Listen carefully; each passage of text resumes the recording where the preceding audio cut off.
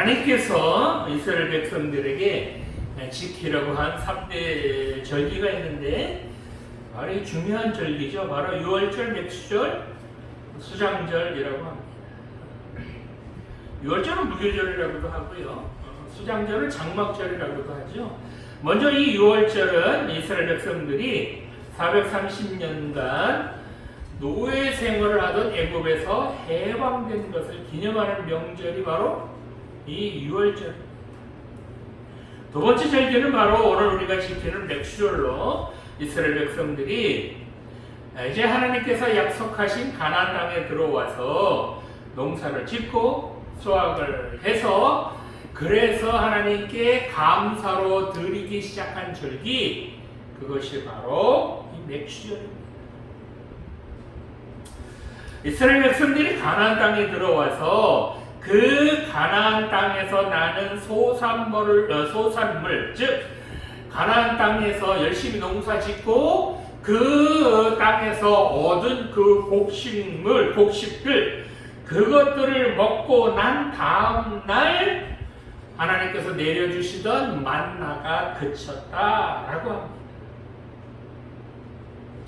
이렇게 하나님께서 허락해 주신 가나안 땅에서 복식을 수확하고 난 후에 하나님께 감사하며 드리는 절기, 그것이 바로 이 맥수절입니다. 이 맥수절은 주로 이스라엘은 이제 밀 또는 이제 보리가 주 곡물인데 그것들을 수확하고 나서 하나님께 드리는 절기가 바로 이 맥수절입니다. 또한 수장절은 이스라엘 백성들이 7일 동안 초막을 지어놓고 조상들이 애굽에서 탈출해서 광야 40년 동안 생활하는 것을 기념하는 절기, 그것이 바로 수장절입니다. 이 수장절은 가을에 주로 이제 야채나 또는 과일 그런 것들을 걷고 난 후에 하나님께 드리는 절기, 그것이 바로 이 수장절입니다. 자, 그러면 이렇게 이스라엘 백성들이 애굽에서 해방되어서 가나안 땅에 들어가기까지 40년 걸렸죠. 이 40년 동안 이스라엘 백성들은 광야에서 무엇을 먹고 지냈을까요? 이 당시 이스라엘 백성들의 숫자는 어린아이와 부녀자까지 포함해서 약 200만 명 정도였다고 합니다. 이거 엄청난 숫자입니다. 대전이 200만 명이 안 되죠. 대전 숫자보다 많은 정도입니다. 이 인구가 아무것도 살지 않는 지금 메마른 광야에서 40년간을 지냈는데 이들이 무엇을 먹었기에 그 광야에서 죽지 않고 그렇게 살아날 수 있었을까요? 오늘은 그래서 이스라엘 백성들이 맥수절을 비롯하여 3대 절기를 지내게 된 그런 계기가 된 광야 40년간을 어떻게 지냈는지 살펴보며 함께 은혜를 나누고자 합니다. 자, 첫 번째로 하나님께서는 은혜의 식탁을 허락해 주셨다는 겁니다. 본문 13절에서 14절을 보겠습니다. 저녁에는 메추라기가 와서 진에 덮이고 아침에는 이슬이 진 주위에 있더니 그 이슬이 마른 후에 광야 지면에 작고 둥글며 서리같이 가는 것이 있는지라. 아멘. 자, 하나님께서 이스라엘 백성들을 이제 애굽에서 430년 만에 해방시켜 주신 후에 이제 홍해를 기적적으로 건너고 이제 신광야에 도착을 합니다. 이 신이라고 하는 말은 새롭다라는 그런 뜻이 아니라 히브리어로 신, 즉 이게 이제 바위라는 뜻인데요. 시나이 반도 할 때 그 신입니다. 그 시나이 반도인 그 광야에 도착했다라는 그런 말. 애굽에서 나와서 여기 신광야까지 오는데 약 2달 정도 걸렸다고 합니다. 이렇게 이스라엘 백성들이 출애굽해서 가나안 땅으로 가는 여정 중에서 가장 큰 문제가 바로 식량 문제였습니다. 출애굽할 때 이스라엘 백성들의 인구 숫자가 얼마였었다고요? 약 200만 명 정도였다고 그러잖아요. 그러니까 이렇게 많은 백성들이 애굽에서 나온 지 벌써 2달이 지나가는데 이들이 애굽에서 나올 때 가지고 나왔던 식량 또는 물 이런 것들이 이제 다 떨어질 때가 됐을 겁니다. 그러자 본문 앞쪽 위를 보면 이스라엘 백성들이 또 모세를 원망합니다. 물론 하나님을 원망하는 거겠지요. 그러자 하나님께서 어떤 조치를 취하시나요? 4절을 보면 하나님께서 보라 내가 너희를 위하여 하늘에서 양식을 비같이 내리니 백성이 나가서 일용할 것을 날마다 거둘 것이라 라고 말씀하셨습니다. 하나님께서 이제 배고프다고 아우성치는 그 이스라엘 백성들의 먹거리를 해결해 주신다 라고 말씀하시는 것입니다. 어디에서? 생명이라고는 살 수 없는 풀조차 제대로 살 수 없는 광야에서 하나님께서 200만 명이나 되는 백성들의 먹거리를 해결해 주신다 라고 말씀하시는 겁니다. 그래서 본문 12절 말씀에 보면 너희가 해질 때에는 고기를 먹고 아침에는 떡으로 배부르리니 내가 여호와 너희의 하나님인 줄 알리라 하라 이렇게 말씀하십니다. 그래서 하나님께서 먼저 이스라엘 백성들에게 고기를 주셨는데 그 고기가 뭐예요? 바로 메추라기로 이 메추라기는 꿩과 비슷한 그런 새로 아주 고기가 맛있다고 합니다. 이 메추라기라는 녀석은 팔레스틴 즉 이스라엘 중심으로 볼 때 봄에는 밑쪽인 아프리카에서 떼를 지어서 북쪽으로 날아갔다가 그랬다가 겨울이 되면 다시 아프리카로 돌아간다고 합니다. 이 메추라기가 이스라엘 백성들이 머무르고 있는 진우의 덮입니다. 이 덮이다라는 단어는 메추라기 떼의 규모가 하루길 정도 되는 땅 위에 2규빗 되는 높이로 그렇게 날아다녔다는 겁니다. 그리고 메추라기들이 막 와서 두루룩 떨어져 갖고 죽어서 그 메추라기가 쌓인 높이가 2규빗이 아니라는 겁니다. 1규빗이 약 45cm 정도 되니까 2규빗이면 한 90cm, 80-90cm 정도 되죠. 요런 높이로 낮게 뭐 80 정도면 뭐 요 정도 될까요? 낮게 날아다니는 메추라기를 웬만한 사람은 다 잡을 수 있었다 그래요. 왜 그러냐면 아프리카나 저 멀리 북쪽에서부터 그렇게 경유지로 날아오는 그 중간쯤이 이스라엘이었기 때문에 메추라기가 그 정도 오면 이제 날개의 힘이 떨어져서 그렇게 낮게 천천히 날았다고 그래요. 그래서 얼마든지 어린 아이들도 이 메추라기를 쉽게 잡을 수 있었다고 합니다. 그래서 이 메추라기가 한 달 정도만 내렸는데 이렇게 메추라기가 내린 것은 그런데요 단순히 철새 이동에 의한 자연적인 현상은 아니라는 겁니다. 왜냐하면 민수기 11장 31절 말씀을 보면 바람이 여호와에게서 나와 바다에서부터 메추라기를 몰아 진영 곁 이쪽 저쪽 곧 진영 사방으로 각기 하루길 되는 지면 위 2규빗쯤에 내리게 한지라 라고 합니다. 여기서 바람이 여호와에게서 나왔다라는 말씀은 이 메추라기가 지금 이스라엘 진영 위로 이렇게 덮인 것은 자연현상이 아니라 메추라기가 우연히 날아가다가 그 이스라엘 진영 위에 덮인 것이 아니라 바로 하나님께서 바람을 일으켜 주시어서 메추라기들을 바다에서부터 이 이스라엘 진영까지 몰아왔다는 것입니다. 이렇게 하나님께서는 고기가 먹고 싶다고 불평하는 백성들에게 하루길 정도, 남자들이 하루길 정도 가면 40km 정도 갈까요? 40km 정도 되는 그런 넓이로 쫙 그 메추라기들이 덮였다는 겁니다. 그러니까 내시간이 많았다는 거죠. 그러니까 이렇게 많이 주셨다는 것은 이스라엘 백성들이 아주 배 터지도록 실컷 먹을 정도로 하나님께서 그렇게 넉넉하게 주셨다는 겁니다. 하나님께서는 또 메추라기뿐만 아니라 만나도 내려주셨습니다. 이 만나라는 말은 이게 히브리어로는 이게 마나에서 온 건데요.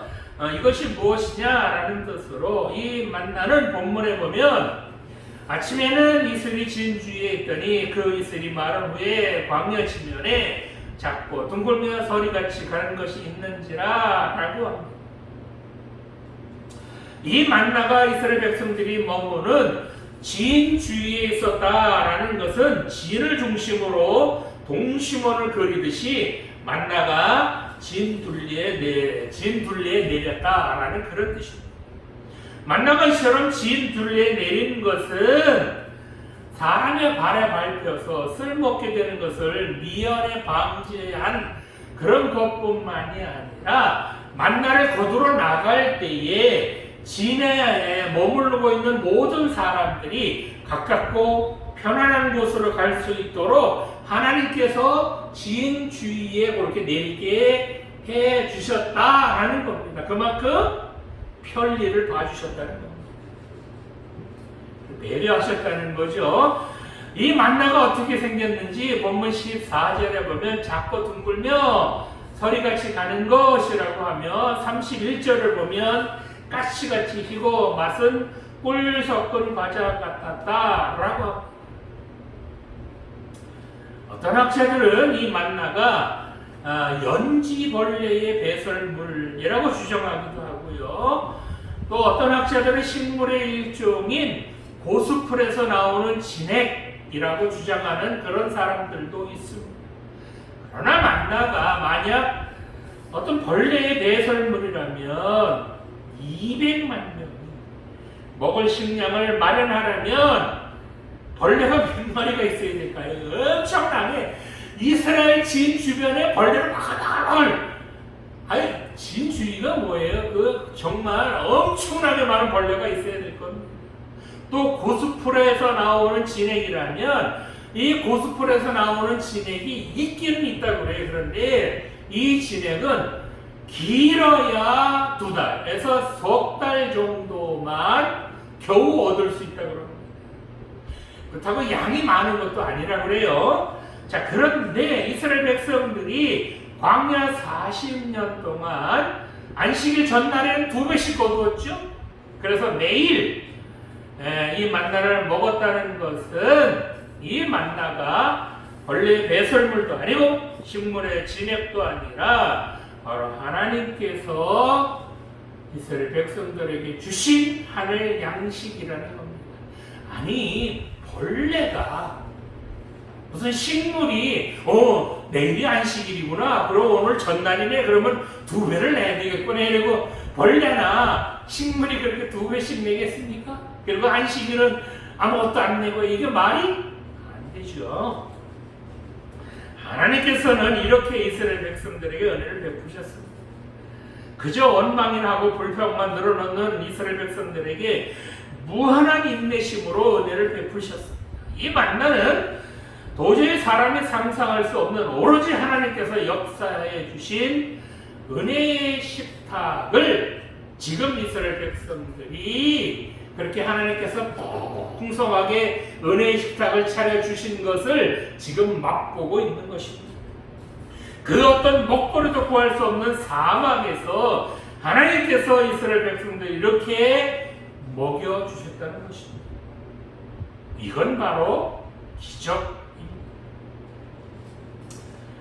그래서 주님께서도 마태복음 6장에서 그러므로 염려하여 이를 무엇을 먹을까 무엇을 먹을까 무엇을 마실까 무엇을 입을까 하지 말라. 이는 다 이방인들이 구하는 것이라. 너희 하늘 아버지께서 이 모든 것이 너희에게 있어야 할 줄을 아시느니라 라고 말씀하셨습니다.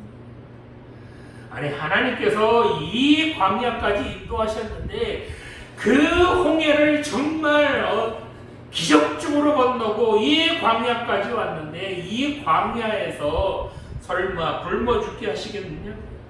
이 광야에서 먹을 것이 없어서 이스라엘 백성들을 이 광야에서 몰살시키시겠느냐? 여러분, 이 세상을 살아가시면서 너무 먹을 것, 쓸 것 염려하지 마시기 바랍니다. 우리 하나님 아버지께서는 우리들에게 필요한 것이 무엇인지, 우리에게 무엇이 있어야 하는지를 다 아시는 그런 하나님이신 줄 믿으시기 바랍니다. 이 세상을 살아가다 보면 때로는 없을 때도 있고 때로는 넘칠 때도 있을 겁니다. 그런데 너무 없다고 조바심 내지 마시기 바랍니다. 설마 사랑하는 자녀들 굶겨 죽이시며 필요한 것 주시지 않으시겠습니까? 언제 어떤 상황 속에서도 사랑하는 자녀들을 먹이시고 입혀주시는 그 하나님 붙들고 사셔서 이 세상 살아가는 동안 부족함 없이 넉넉하게 살아가시기 바랍니다. 하나님께서 이렇게 날마다 채워주시는 이 은혜의 식탁 맛보며 살아가시기 바랍니다. 자, 두 번째로 하나님께서는 매일매일의 양식을 허락해 주셨다는 것입니다. 본문 16절 말씀 보겠습니다. 여호와께서 이같이 명령하시기를 너희 각 사람은 먹을 만큼만 이것을 거둘지니 곧 너희 사람 수요대로 한 사람에 한 오멜씩 거두되 각 사람이 그의 장막에 있는 자들을 위하여 거둘지니라 하셨느니라. 아멘. 자, 이 만난 하나님께서 신광야에서부터 이스라엘 백성들이 가나안 땅에 들어가서 거기서 나는 소산물을 먹을 때까지 매일 내려주셨습니다. 물론 안식일 전날에는 2배를 내려주셔서 안식일을 준비하게 해주셨습니다. 이렇게 하나님께서는 만나를 어떻게 거두어서 어떻게 먹어야 할지 또 구체적으로 말씀해 주셨습니다. 먼저 하나님께서는 너희 각 사람은 먹을 만큼만 이것을 거둘지니 라고 말씀하셨습니다. 즉 하나님께서는 각 사람이 먹을 수 있는 양만큼만 만나를 거두라 라고 말씀하셨습니다. 이 말씀은 하나님께서 야 만나 부족하니 니들 꼭 먹을 것만 챙겨 이런 뜻이 아니라 하나님께서는 각자의 식사량을 고려해서 적절한 양을 자율적으로 거두라 라고 세심하게 배려해 주시는 것입니다. 하나님께서 이스라엘 백성들에게 너희 사람의 수요대로 한 사람에 한 오멜씩 거두라 라고 그렇게 말씀하셨는데 여기서 이 오멜이라는 것은 곡식의 양을 측정하는 투기사발을 의미하는 그런 단어였습니다. 왜 옛날에 우리도 보면 농촌에서 그 집마다 어떤 양을 대는 대접들이 있잖아요. 그죠? 뭐 나중에 발달이 돼서 배나 말 같은 것이 나왔지만 그런 것이 없는 집은 어떤 양을 재는 그 집만의 고유한 그릇이 있었어요. 이 그릇을 말하는 단위가 바로 이 오멜이었다는 겁니다. 이것이 점차 물질의 부피를 재는 그런 단위로 정착되어서 한 오멜이 약 2.34리터 정도 됩니다. 하나님께서는 이처럼 한 오멜을 거두라고 하셔서 각 사람이 하루를 살 수 있는 먹거리를 주셨다라는 것을 알 수 있습니다.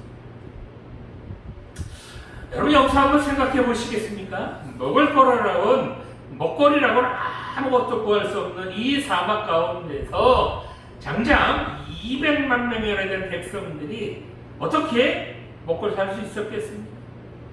이건 벌레 배설물로도 안 되는 거고요. 식물의 진액으로도 해결할 수 없는 겁니다. 그것도 1년도 아닌 장장 40년간 안식일을 제어하고 하루도 빠짐없이 만나를 내려주셨다라는 것은 말씀으로 천지를 창조하신 하나님, 전능하신 하나님 아니고서는 이건 불가능한 것입니다.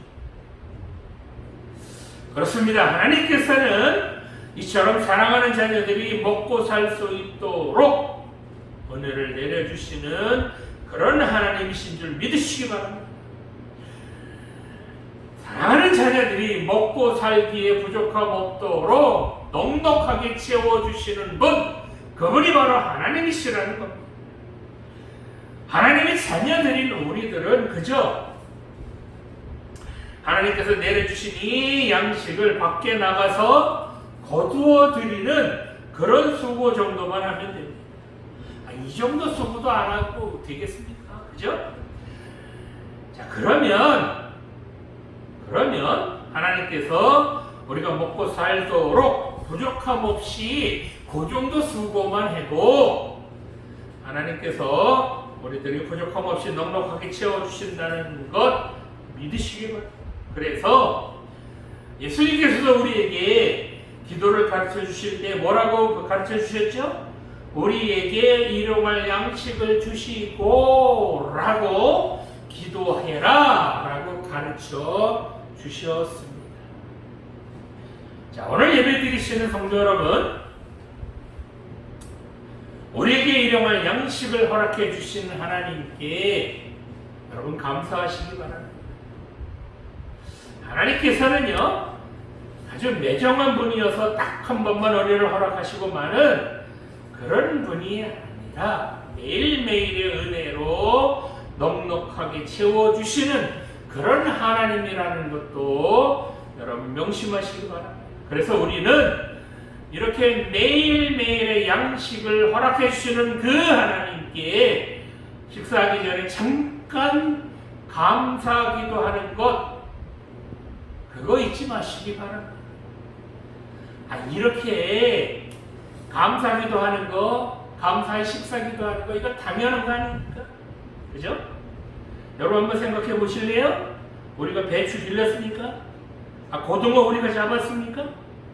물론 그것을 기르고 잡은 분들 계시지만 하나님께서는 그런 것들을 우리에게 공급해 주신 줄 여러분 믿으시기 바랍니다. 그래서 우리가 그런 것들을 먹는 거잖아요. 그래서 무엇을 먹을까 염려하지 말라는 겁니다. 늘 이렇게 우리에게 먹거리를 허락해 주신, 매일매일의 먹거리를 허락해 주신 하나님께 감사하시면서 살아가시기 바랍니다. 자, 마지막으로 하나님께서는 우리에게 공평한 식탁을 베풀어 주셨다는 것. 본문 17절에서 18절 말씀 보겠습니다. 이스라엘 자손이 그같이 하였더니 그 거둔 것이 많기도 하고 적기도 하나 오멸로 되어 본즉 많이 거둔 자도 남음이 없고 적게 거둔 자도 부족함이 없이 각 사람은 먹을 만큼만 거두었더라. 아멘. 자, 이스라엘 백성들이 이 말씀대로 하나님께서 명령하신 그대로 했다는 겁니다. 자, 그랬더니 어떻게 됐어요? 그 거둔 것이 많기도 하고 적기도 하나 오멸로 되어 본즉 많이 거둔 자도 남음이 없고 적게 거둔 자도 부족함이 없이 각 사람은 먹을 만큼만 거두었다라고. 즉 사람에 따라서 많이 거두기도 하고 적게 거두기도 했는데 그럼에도 불구하고 각기 오멜로 측정해 보니 남게 되거나 부족함 없이 각 사람이 먹을 만큼만 거두게 되었다라는 겁니다. 이 말씀은요, 이스라엘 백성들이 하나님의 명령에 따라서 그렇게 성실하게 각자의 심량대로 욕심 안 부리고 거두었다라는 그런 의미도 되지만 하나님의 놀라운 역사심이 거기에도 있었다라는 것을 어느 정도 우리가 생각해 볼 수 있다는 겁니다. 아니 실제로 거두다 보면 많이 거둘 수도 있고 적게 거둘 수도 있잖아요. 그런데 각 사람마다 부족함이 없었다라는 것은 이건 하나님께서 기적을 베풀어 주시지 않고는 가능하지 않다는 겁니다. 자, 어쨌든 이렇게 만나를 거두고 난 후에 모세는 뭐라고 명령해요? 아무든지 아침까지 그것을 남겨두지 말라라고 명령을 합니다. 여기서 남겨두지 말라라는 것은 그날 거둔 것은 그날 다 먹으라는 겁니다. 이 말씀은 어떤 의미냐? 바로 내일 먹거리는 또 하나님께서 주실 것 그거 믿으라는 겁니다. 내일 삶, 특히 의식주 문제에 대한 모든 것은 전적으로 하나님께 맡겨라 라는 그런 말씀입니다. 자, 이렇게 거둔 만나를요 다음 날까지 남겨둔 사람이 있었다고 그러죠. 자, 그렇게 남겨두었더니 어떤 일이 생겼습니까? 본문 20절 말씀을 보니까 그들이 모세에게 순종하지 아니하고 더러운 아침까지 두었더니 벌레가 생기고 냄새가 난지라 라고, 즉 말씀에 불순종해서 만나를 아침까지 남겨두자 곧 벌레가 들끓고 심한 악취가 났다는 겁니다. 그래서 말씀에 불순종하면 안 된다는 겁니다. 불순종하면 오히려 손해라는 겁니다. 자, 본문 18절 말씀에 보면 오매를 되어 본즉 많이 거둔 자도 남은 없고 적게 거둔 자도 부족함이 없이 각 사람은 먹을 만큼만 거두었다라고 합니다. 따라서 하나님께서 주신 이 만나는 누구에게나 공평한 그런 먹거리였다는 겁니다. 즉 어떤 사람은 건강해서 남보다 많이 거둘 수도 있고요. 또 어떤 가정은 여자나 아이들만 사는 그런 가정일 수도 있고요. 또 몸이 불편한 그런 가정이 있을 수도 있습니다. 그래서 많이 거둘 수도 있고 적게 거둘 수도 있는데, 그런데 이렇게 많이 거둔 자나 적게 거둔 자나 부족함이 없이 그렇게 먹거리를 채워주셨다는 겁니다. 이것이 바로 하나님께서 은혜로 내려주시는 그런 공평한 식탁이라는 겁니다. 오늘날도 마찬가지입니다. 나 가진 것 없다 라고 불평하지 마시고 부족하다고 원망하지 마시기 바랍니다. 또한 많이 가졌다고 갑질하지 마시고 나누며 살아가시기 바랍니다. 부족할지라도 하나님께 감사하면 나머지 것들도 채워주실 것 여러분 믿으시고요. 나에게 주신 것, 그런 것들 나누어 주면 하나님께서 또 채워주실 것도 믿으시기 바랍니다. 이처럼 하나님의 역사하심은 언제나 공평한 방법이라는 겁니다. 오늘날도 하나님께서 우리에게 주시는 먹거리는 누구에게나 사실 공평하게 주셨습니다. 그런데 어떤 사람은 욕심을 부려서 더 가지려고 하고 더 소유하려고 하다 보니까 이 공평함이 깨졌다는 겁니다. 잘 사는 나라는 더 가지려고, 못 사는 나라는 또 못 산다고 투정부립니다. 그러다 보니까 이 공평함이 깨졌다는 겁니다. 그래서 한쪽에서는 음식물 쓰레기로 몸살을 앓는가 하면 어떤 곳에서는 먹거리가 없어서 굶주려 죽어가기도 합니다. 그래서 오늘날은 바로 이렇게 하나님께서 베풀어 주신 것 나누어 써야 합니다. 하나님께서 넉넉하게 주셨으면 너만 써라, 네 것만 해라 라고 주시는 것이 아니라 바로 남에게도 베풀라 라고 주셨다는 것 여러분 명심하시기 바랍니다. 오늘 맥주 감사절로 예배드리시는 청년 여러분, 하나님께서 광야 40년 동안 이스라엘 백성들에게 왜 만나를 내려주셨을까요? 감사할 줄도 모르고 그저 원망이나 하고 불평이나 하는 이 백성들에게 왜 만나를 내려주셨을까요? 아니, 그냥 이런 말 안 듣는 아주 폐역한 백성들 그냥 그 광야에서 죽게 내버려 두시지 왜 이들에게 먹거리를 제공해서 살려주셨을까요? 바로 하나님께서는 그런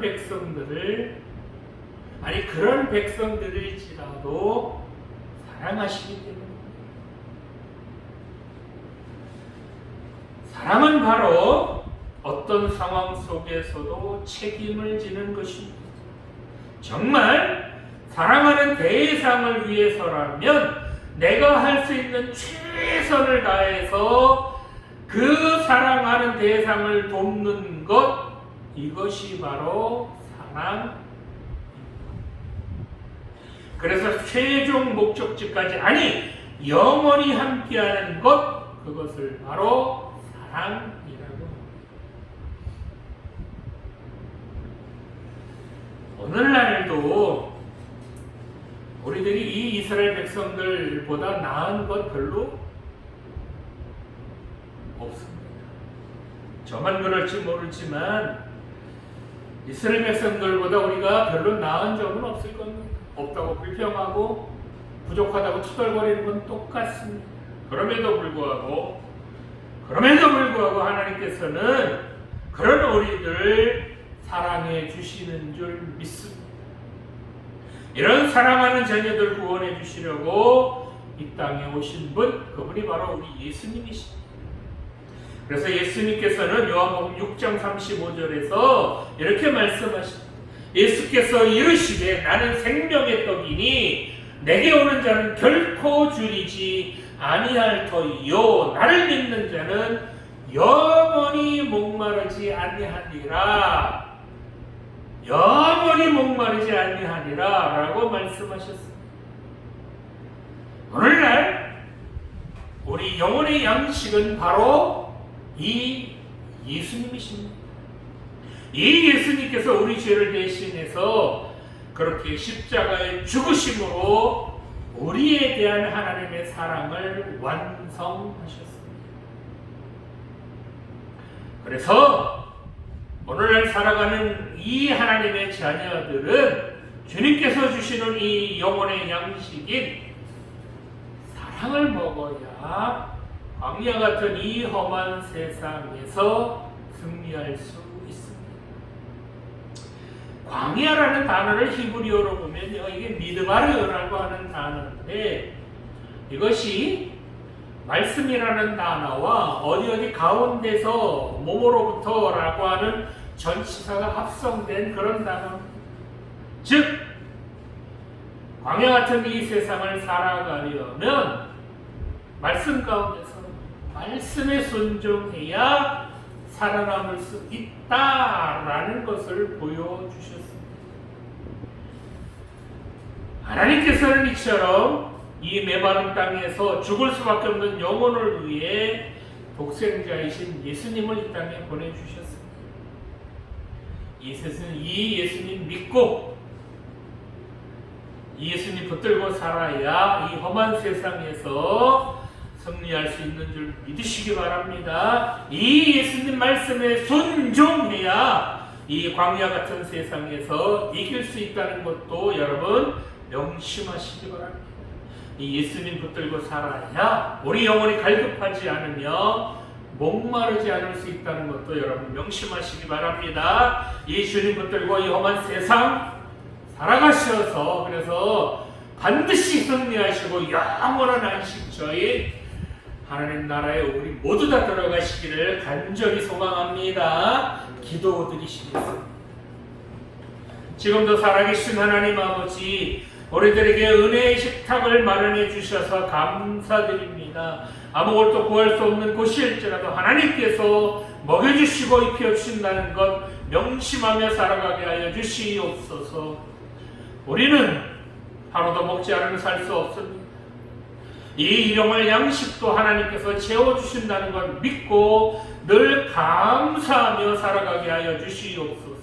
뿐만 아니라 누구에게나 하나님께서는 공평하게 은혜를 내려주시는 분이신 줄 믿게 하여 주시옵소서.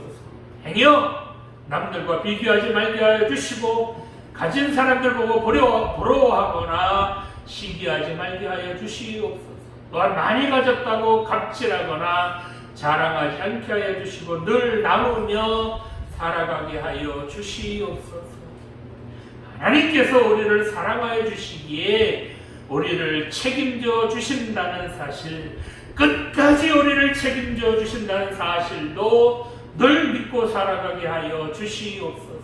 이 광야 같은 세상을 살아갈 때에 우리의 영혼의 양식으로 이 땅에 보내주신 이 주님만을 붙들고 살아가게 하여 주시옵소서. 그래서 우리가 마지막으로 가야 할 영원한 하나님 나라에 우리 모두 다 들어가게 하여 주시옵소서. 감사드리며 예수님 이름으로 기도드립니다. 아멘.